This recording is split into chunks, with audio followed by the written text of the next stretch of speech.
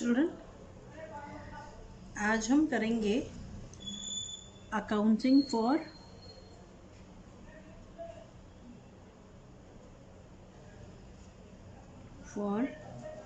Revaluation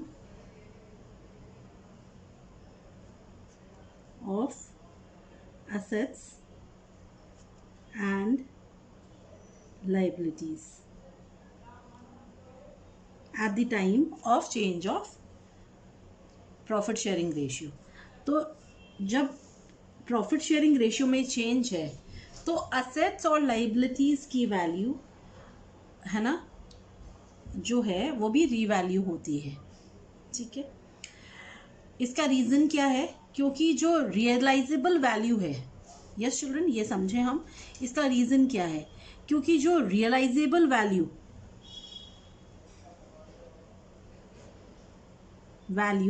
और जो actual value है ना, यानी रियलाइजेबल वैल्यू यानी कि एक्चुअल वैल्यू है, और जो बुक वैल्यू है,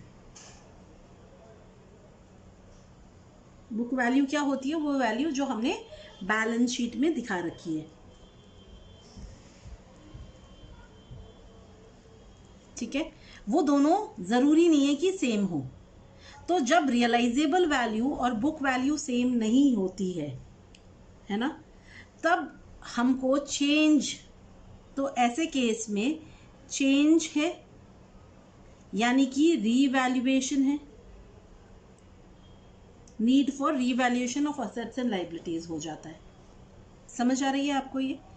ठीक है, अब क्या हो सकता है ना, कि टाइम के साथ किसी असेट की वैल्यू, टाइम के साथ क्या हो सकता है, किसी असेट की वैल्यू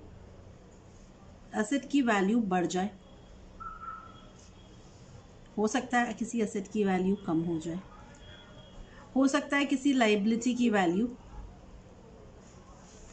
बढ़ जाए, हो सकता है कोई लाइबिलिटी या कोई नई लाइबिलिटी अराइज हो जाए, या किसी लाइबिलिटी की वैल्यू कम हो जाए।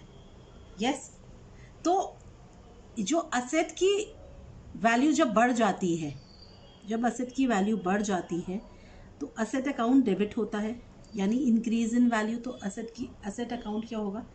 यस, इंक्रीज हो गई तो असेट डेबिट होगा।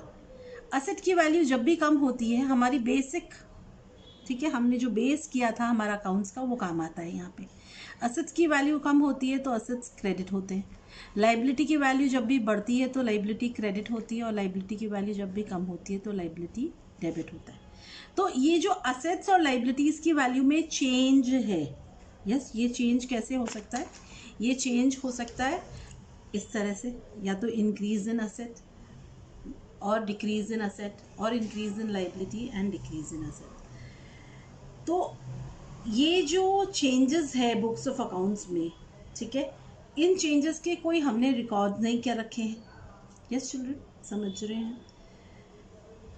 अब ये जो भी चेंज हुआ है असेट्स और लाइबिलिटीज़ की वैल्यूज़ में, ये किसको बिलोंग करता है? ये सब प्रायर पीरियड को बिलोंग करता है। ये जो चेंज है ये किसको बिलोंग करता है? प्रायर पीरियड को।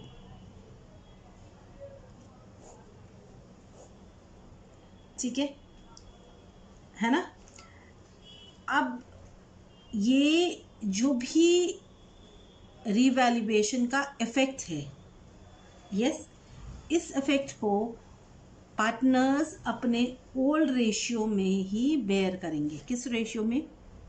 ओल्ड रेशियो में बेयर करेंगे। समझ रहे? अब revaluation of assets and liabilities जो है, यस, इसको हम 2 डिफरेंट वेज में इसका इफेक्ट दिखा सकते हैं। रीवैल्यूएशन का इफेक्ट 2 डिफरेंट वेज में दिखाया जा सकता है। रीवैल्यूएशन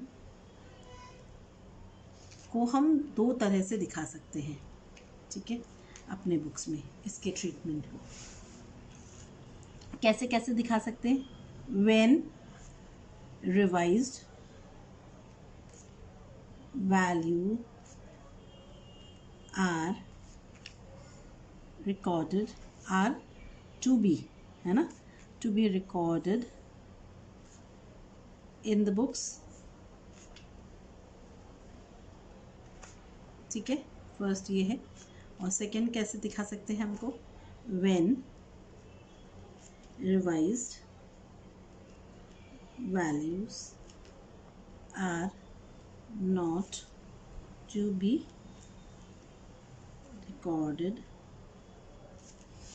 इन द बुक्स, ठीक है। तो दो तरह से हम revaluation of assets and liabilities का इफेक्ट दिखा सकते हैं, ठीक है। तो हम पहले करेंगे when revised values are to be recorded in the books. Okay children,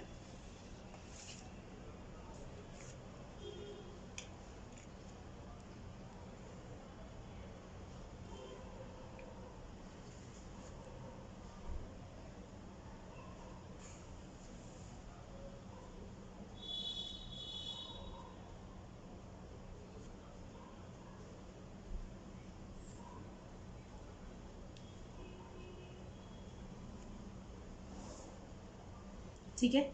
तो जब भी रिवाइज्ड वैल्यूज रिकॉर्ड होती है ना, तो रिवैल्यूएशन जो होता है वो एक न्यू अकाउंट के थ्रू होता है।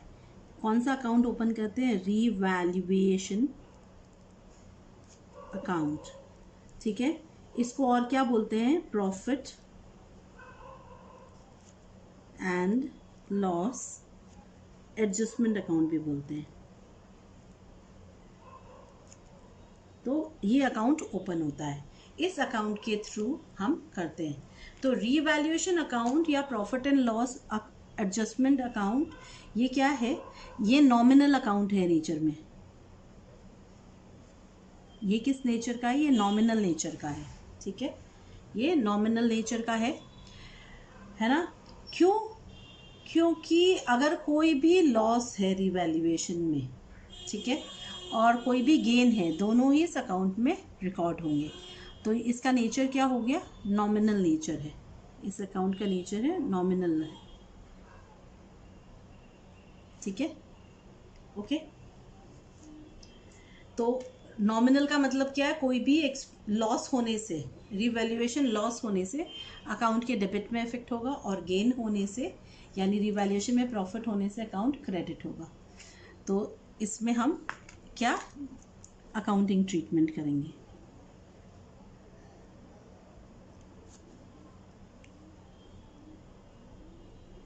ठीक है।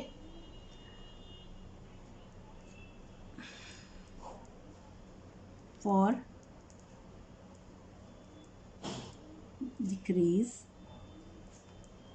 इन द वैल्यू ऑफ असेट्स, अगर असेट की वैल्यू कम हो गई तो हमारी एंट्री होगी revaluation account debit to asset account, ठीक है। For increase in the value of assets, तो क्या एंट्री होगी, asset account debit to revaluation account, being increase in the value of assets recorded, ठीक है। फिर for increase in the value of liabilities, क्या entry होगी, revaluation account debit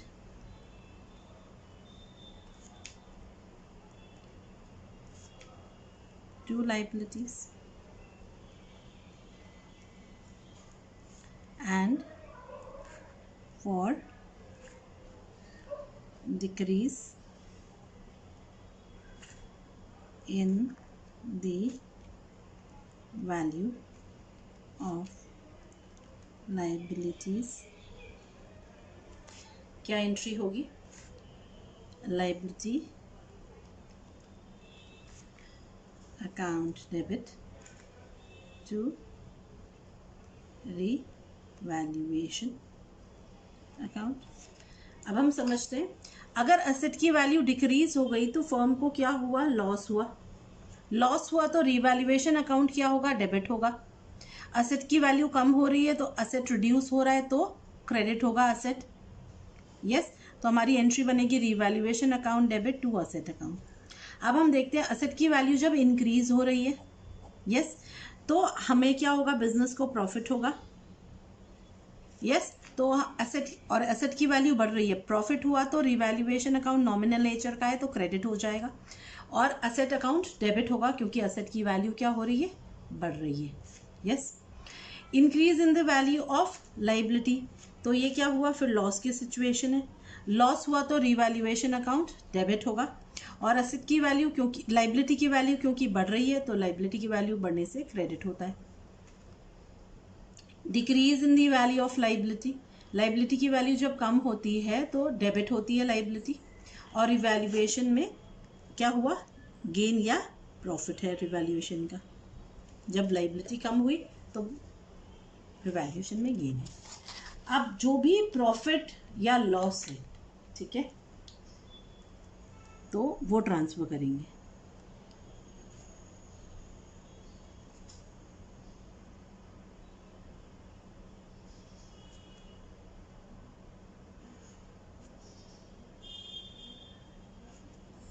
ये जो प्रॉफिट है रिवैल्यूएशन पे, ये कैसे ट्रांसफर होगा, ठीक है, पार्टनर्स कैपिटल अकाउंट में ट्रांसफर होगा। ठीक है, किस रेशियो में, ओल्ड रेशियो में। तो एंट्री होगी revaluation account debit to partners capital accounts. ठीक है,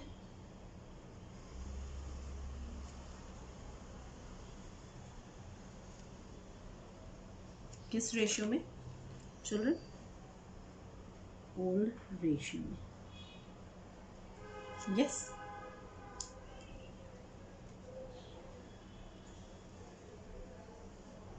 being profit credited to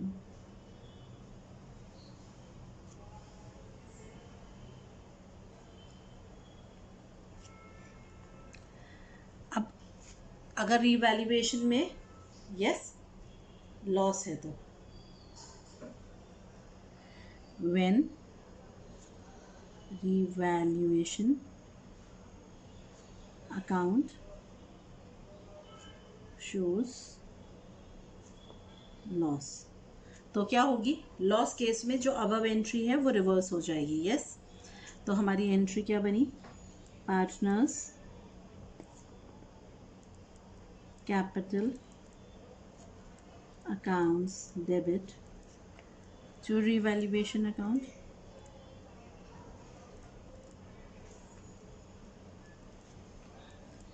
being loss debited to partners capital accounts. किस रेशियो में, यस चिल्ड्रन, ओल्ड रेशियो में ही। यस, समझ आया है। तो अगर हम रिवैल्यूएशन अकाउंट का परफॉर्मा या फॉर्मेट देखें तो कैसे आएगा रिवैल्यूएशन अकाउंट, रिवैल्यूएशन अकाउंट का फॉर्मेट देखते हैं हम, ठीक है, परफॉर्मा देखते हैं।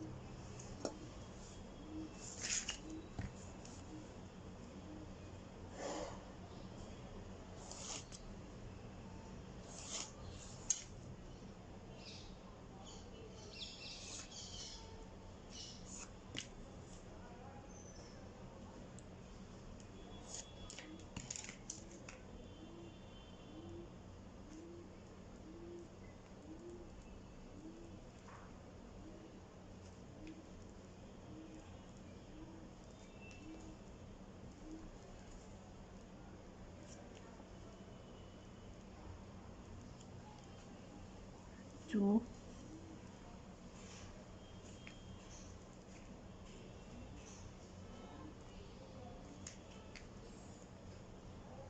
ठीक है, तो to decrease in value of assets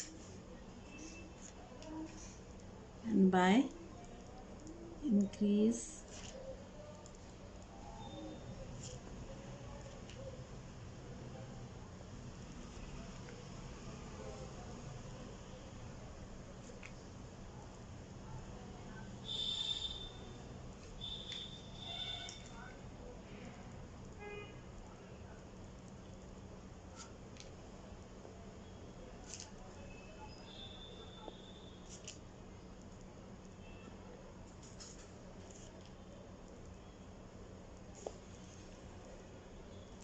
yes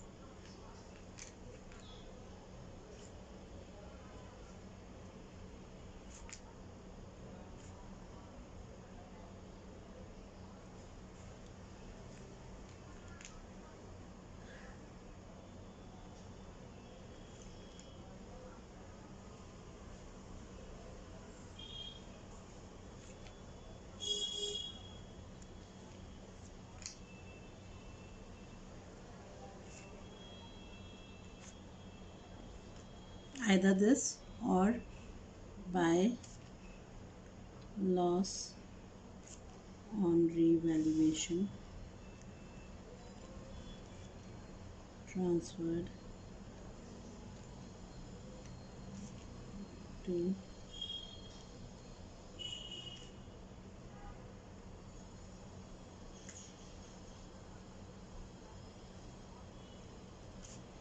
yes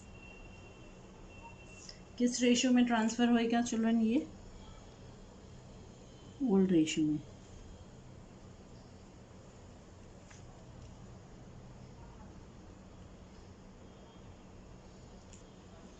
yes understood है? तो रिवैल्यूएशन अकाउंट का ये फॉर्मेट है। यस चिल्ड्रन, समझ आया है? रिवैल्यूएशन जब रिवाइज्ड वैल्यू रिकॉर्ड होती है बुक्स में, ठीक है। अब सेकंड केस क्या है?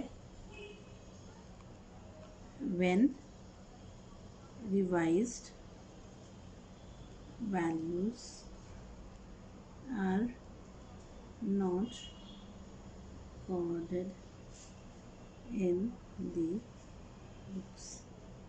जब रिवाइज्ड वैल्यू रिकॉर्ड नहीं होती है बुक्स में चिल्ड्रन, ठीक है, when revised values of assets and liabilities are not recorded, ठीक है ना। तो हम क्या करेंगे ऐसे केस में? हम एक सिंगल जर्नल एंट्री पास करेंगे। हम सिंगल जर्नल एंट्री पास करेंगे, ठीक है। वो जर्नल एंट्री क्या है? वो जर्नल एंट्री हम पहले भी डिस्कस कर चुके हैं। Gaining partners capital accounts debit to sacrificing partners capital accounts, ठीक है। being adjustment of revaluation profit, ठीक है। अब हम यहाँ क्या ध्यान करेंगे children? In case of loss, ठीक है, on revaluation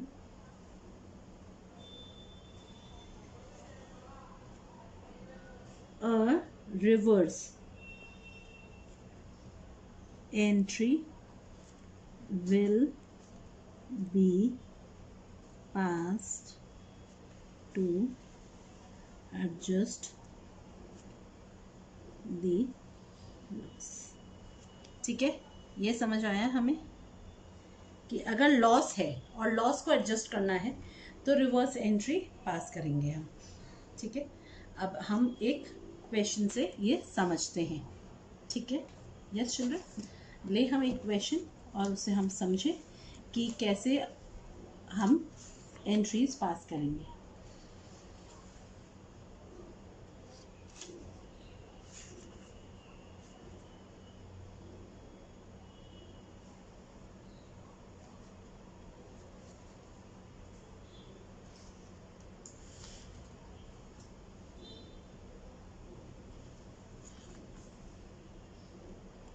yes children.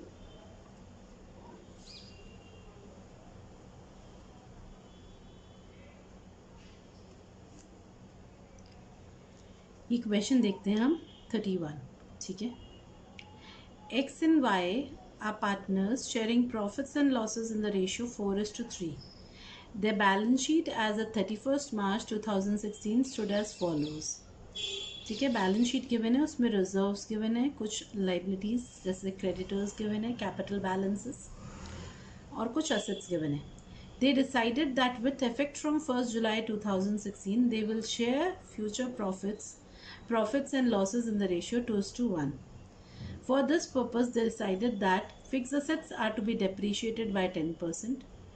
A provision of 6% be made on debtors for doubtful debts. Stock be valued at rupees 1,90,000.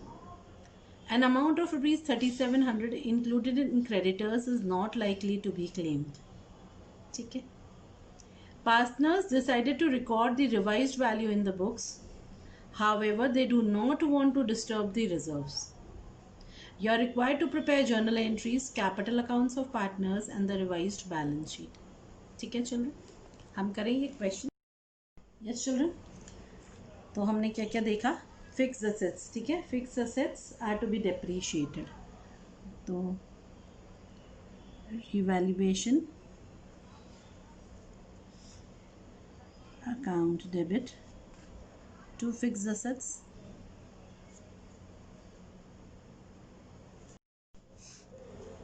ठीक है,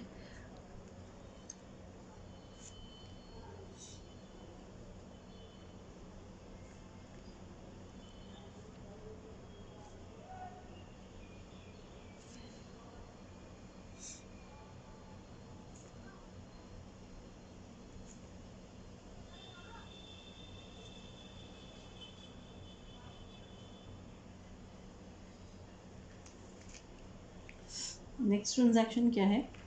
a provision to be made for doubtful dates.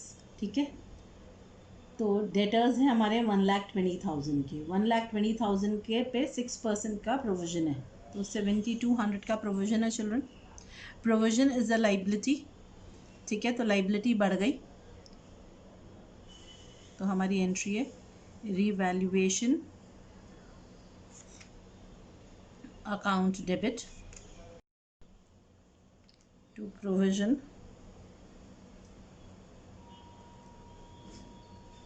For doubtful debts.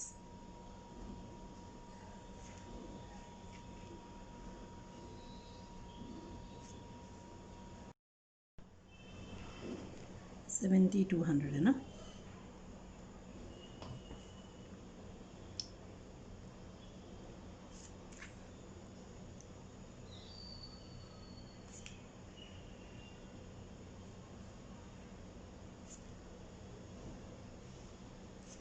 ठीक है, फिर next क्या है? Stock की value पहले थी 1,40,000 और न्यू वैल्यू गिवन है चिल्ड्रन 1,90,000. तो स्टॉक की वैल्यू क्या हो गई? बढ़ गई. तो एंट्री क्या होगी? Stock account debit to revaluation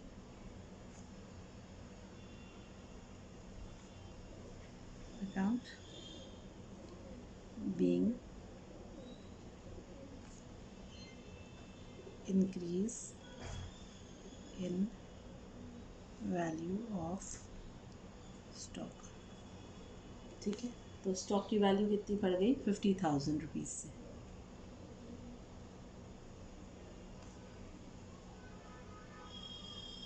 ठीक है, फिर आप देखो an amount of 3,700 included in creditors is not likely to be claimed.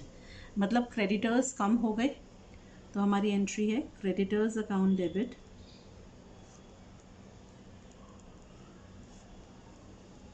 To revaluation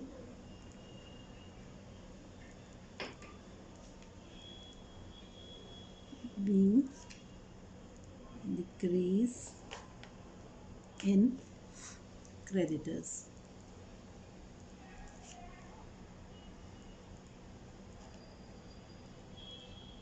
अब हम देख रहे हैं चिल्ड्रन क्या है? प्रॉफिट है.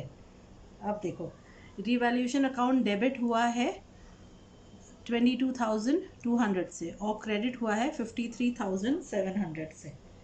तो डिफरेंस क्या है? डिफरेंस क्या कहलाएगा? प्रॉफिट है, क्योंकि ज़्यादा क्रेडिट हुआ है। तो रिवैल्यूएशन प्रॉफिट हम ट्रांसफ़र कर देते हैं पार्टनर्स में उनकी ओल्ड रेशियो में। तो revaluation account debit to X capital to Y's capital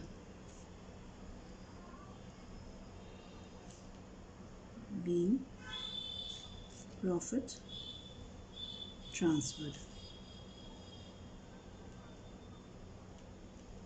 ठीक है, तो रिवैल्यूएशन प्रॉफिट आया मेरा 31,500। इसको मैंने ट्रांसफ़र किया ओल्ड रेशियो में। ओल्ड रेशियो क्या है चिल्ड्रन? ओल्ड रेशियो यहाँ पे है 4:3 यानी 7। तो 7 से डिवाइड करूँगी मैं इसको और फिर 4 से मल्टीप्लाई, 3 से मल्टीप्लाई। याद है ये division?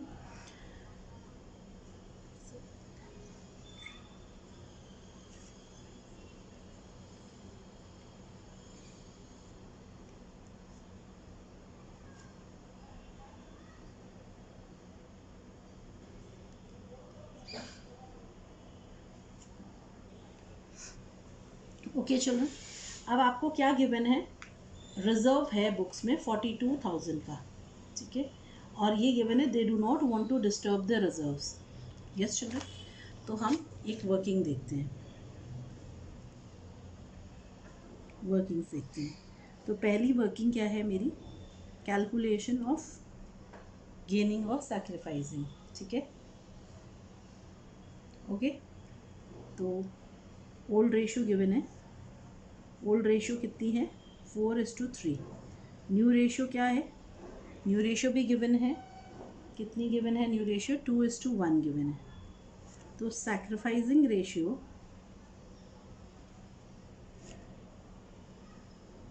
Is equal to old ratio minus new ratio. तो निकाल देते हैं हम सैक्रिफाइस और गेन, है ना। आपको पता है गेन क्या होता है? Negative sacrifice is gain. Yes children, तो ओल्ड है 4/7 माइनस न्यू है 2/3। ओल्ड है 3/7 माइनस 1/3।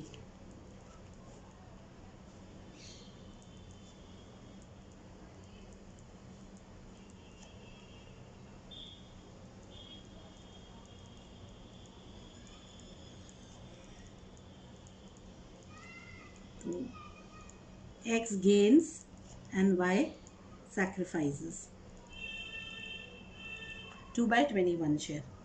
अब आप देखो टोटल रिजर्व कितना है? ठीक है, टोटल रिजर्व है 42,000 का। तो 2/21 रिजर्व कितना हुआ? 42,000 इंटू 2/21 इज इक्वल टू 4,000। ठीक है, आपको ध्यान है जो गेन करता है उसका अकाउंट डेबिट होता है। Gaining partners capital account debit to sacrificing partner. तो एक्स क्या होगा? डेबिट 4,000 से, और वाई क्या होगा? क्रेडिट। ओके, तो हमारी एंट्री क्या बनेगी? X capital account debit to Y's capital account being reserve adjusted। Yes, okay, आ गया समझ में? अब चिल्ड्रन हम वो बनाएं पार्टनर्स कैपिटल अकाउंट्स, और फिर क्या बनाएंगे हम बनाएंगे बैलेंस शीट। ओके,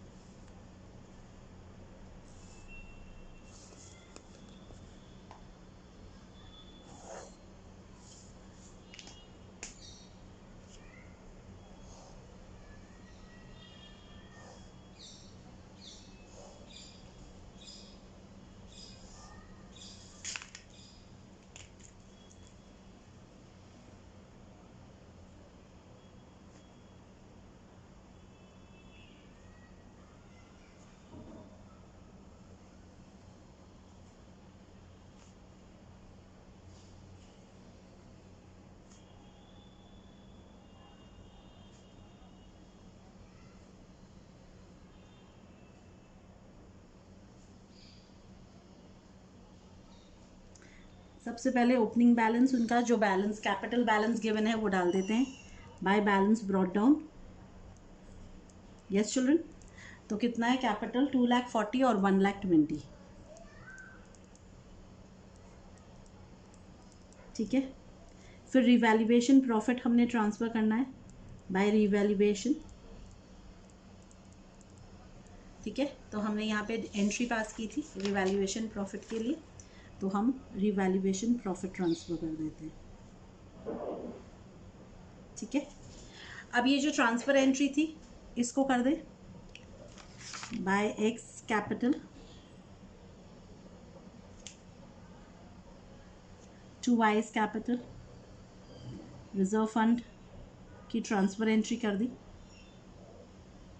यस, और कुछ भी नहीं है। अब बैलेंस कर ले कैपिटल अकाउंट्स को।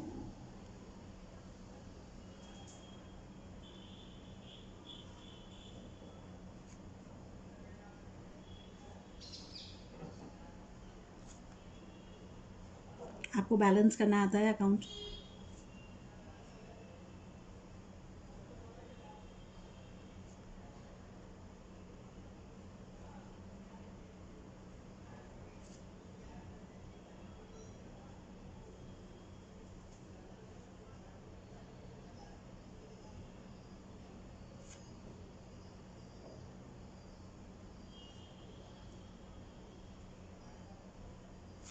यस चिल्ड्रन, बैलेंस आ गया, बैलेंसिंग हो गया, अंडरस्टूड है। अब बैलेंस शीट बना लेते हैं।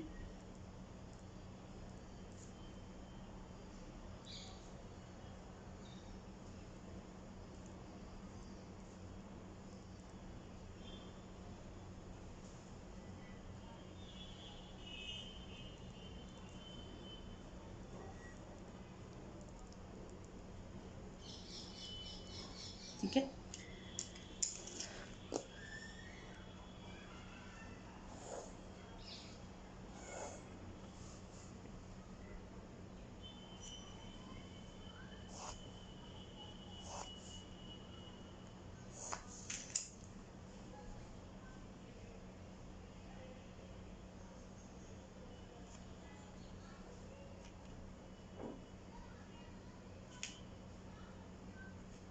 यस चिल्ड्रन, तो बैलेंस शीट देखें हम।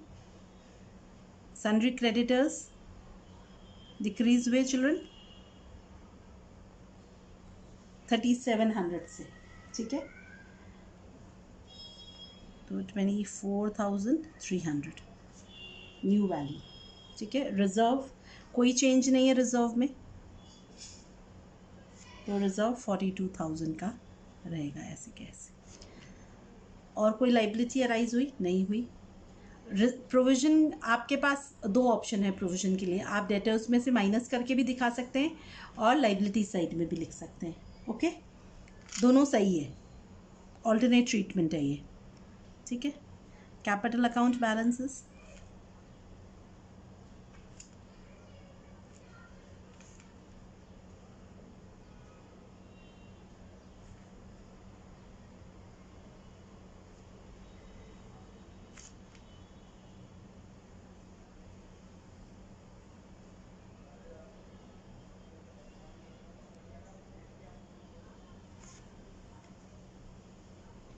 कैश में कोई चेंज नहीं है।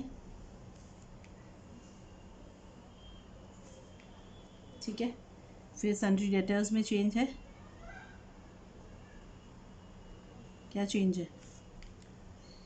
प्रोविज़न हमको लेस करना है। ठीक है,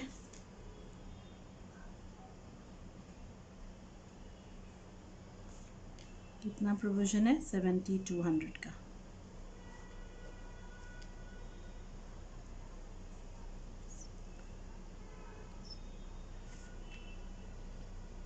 स्टॉक बढ़ गई वैल्यू, स्टॉक की वैल्यू न्यू वैल्यू है 1,90,000 और फिक्स एसेट्स की वैल्यू क्या हो गई? कम हो गई। कितनी हो गई? 1,35,000 हो गई। यस चिल्ड्रन, रीवैल्यूड फिगर्स दिखाते हैं हम बुक्स में।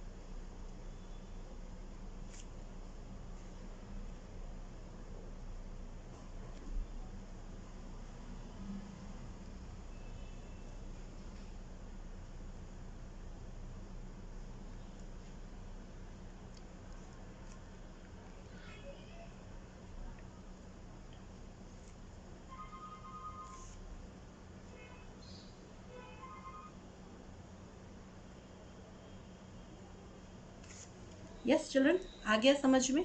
तो जब वैल्यू ऑल्टर होती है तो ऐसे होता है। अब हम एक क्वेश्चन कर लेते हैं जहाँ पे वैल्यू ऑल्टर नहीं होगी, ठीक है? यस चिल्ड्रन, अब हम क्वेश्चन नंबर 32 देखते हैं, ठीक है?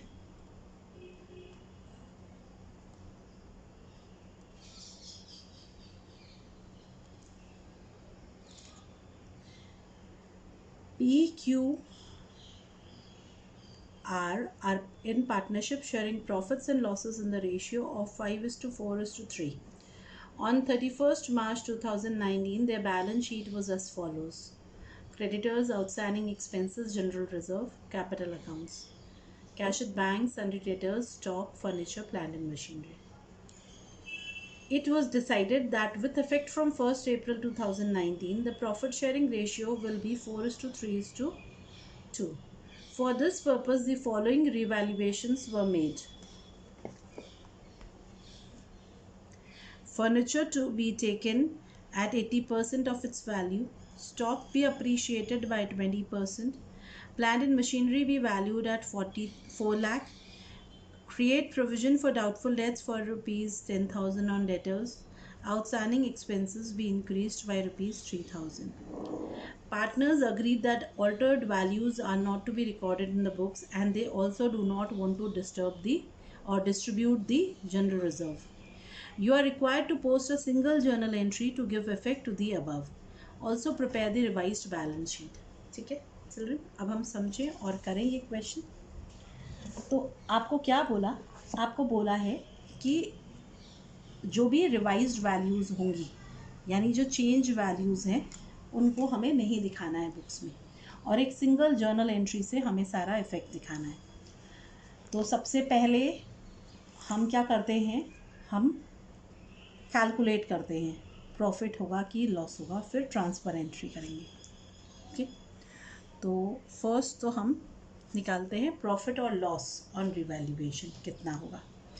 अब प्रॉफिट लॉस निकालने के चिल्ड्रन दो तरीके हैं, ठीक है? एक तो हम ऐड लेस करके निकाल सकते हैं, और दूसरा हम वर्किंग्स में रीवैल्यूएशन अकाउंट बना के निकाल सकते हैं। दोनों तरीके ही ठीक होते हैं। हम अब रीवैल्यूएशन अकाउंट बनाना सीख लिया, अब मैं आपको ऐड लेस करके दिखाती हूँ, ठीक है? तो फर्नीचर की वैल्यू क्या हो गई चिल्ड्रन, यहाँ पे रिड्यूस हो गई ना, तो decrease in value of furniture कितनी है? 80% लेनी है तो 20% से डिक्रीज़ हुआ तो 12,000, ठीक है? फिर क्या है? Increase in value of stock, ये नेगेटिव फिगर है, तो इंक्रीज कितना है 20% का स्टॉक का, तो 60,000 से बढ़ गया stock. Okay, plant and machinery valued at 4 lakh, पुरानी वैल्यू थी 420, सो डिक्रीज है, decrease in value of plant and machinery 20,000, ठीक। Provision, increase in provision for doubtful dates कितना है 10,000, ये भी नेगेटिव है क्योंकि प्रोविजन इज़ अ लाइबिलिटी। अब आउटस्टैंडिंग एक्सपेंसेस बढ़ गए, इंक्रीज इन आउटस्टैंडिंग एक्सपेंसेस, ठीक है? तो आउटस्टैंडिंग एक्सपेंसेस लाइबिलिटी बढ़ गई 3,000 से, तो हम देखें कितना हुआ नेट इफेक्ट, प्रॉफिट हुआ कि लॉस हुआ? प्रॉफिट हुआ ना, 30, 40, 45,000 का नेगेटिव है, और तो 15,000 का प्रॉफिट ऑन रिवैल्यूएशन है, प्रॉफिट ऑन रिवैल्यूएशन आ गया चिल्ड्रन, प्रॉफिट निकालना।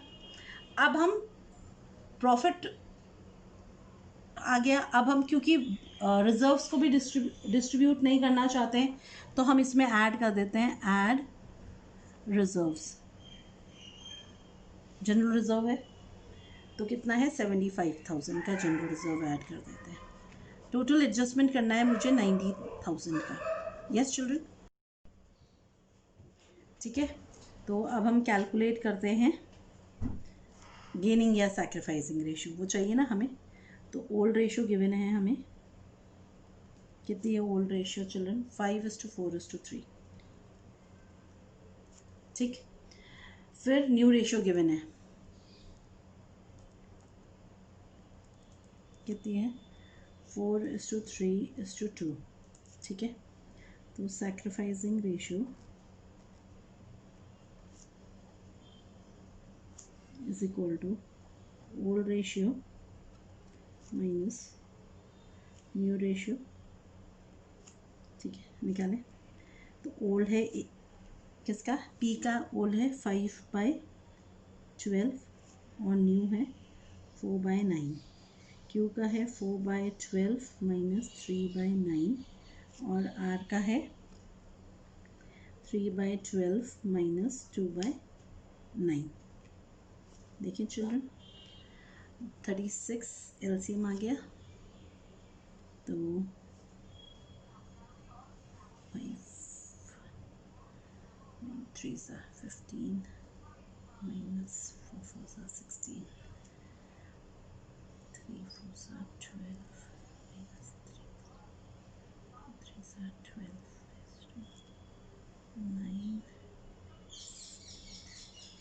is equal to by 36:0:1/36। तो ये गेन कर रहा है पी और आर सैक्रिफाइस कर रहा है, ठीक है। तो 1/90 सॉरी 1/36 है ना, 36 इंटू 90,000 कितना होता है? तो हमारा एडजस्टमेंट निकल जाएगा। 9 से गया 36 4, तो 10,000 405 2500। तो 2500 का एडजस्टमेंट एंट्री है। तो हमारी एडजस्टमेंट एंट्री क्या होगी? यस चिल्ड्रन, एंट्री करें एडजस्टमेंट की हम।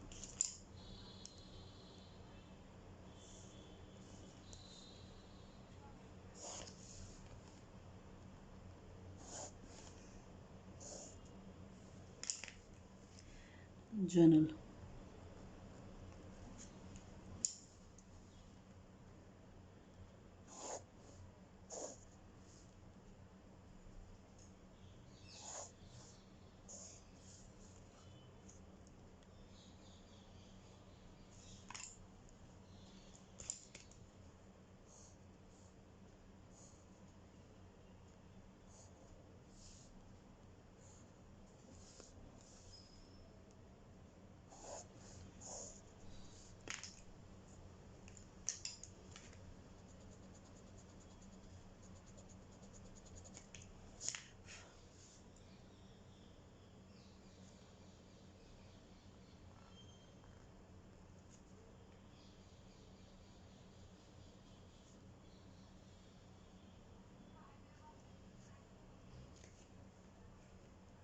तो एंट्री है P's capital account debit to R's capital account being adjustment for revaluation and reserve। कितना है? 2500। यस चिल्ड्रन, है ना चिल्ड्रन। बैलेंस शीट बना लेते हैं।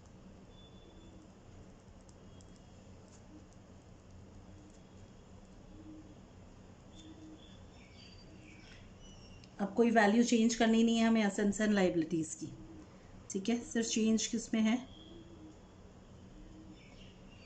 पार्टनर्स कैपिटल में आएगा और कहीं पे भी नहीं है। है ना, book values are not to be altered बोला है ना।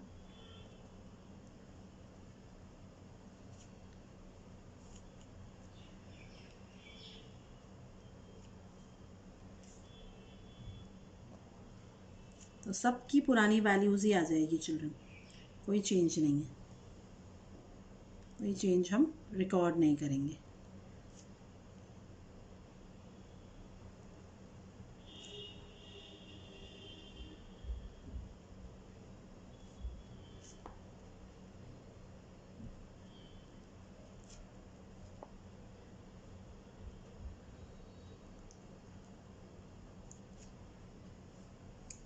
तो बैलेंस शीट का जो टोटल है वो भी चेंज नहीं होगा।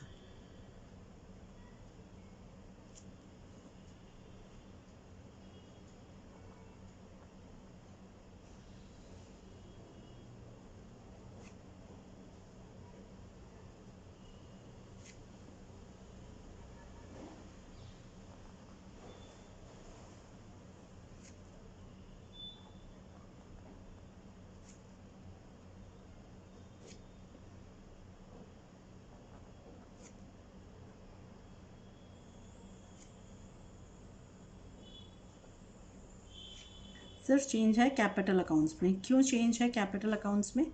क्योंकि आपको पता है हमने एक एंट्री पास की, उस एंट्री का इफेक्ट होगा, ठीक है। तो पी की वैल्यू कम हो गई कैपिटल की, और आर की बढ़ गई 2500 से। तो 3,97,500, 3,00,000 और 2,25,000, टोटल 9,00,000।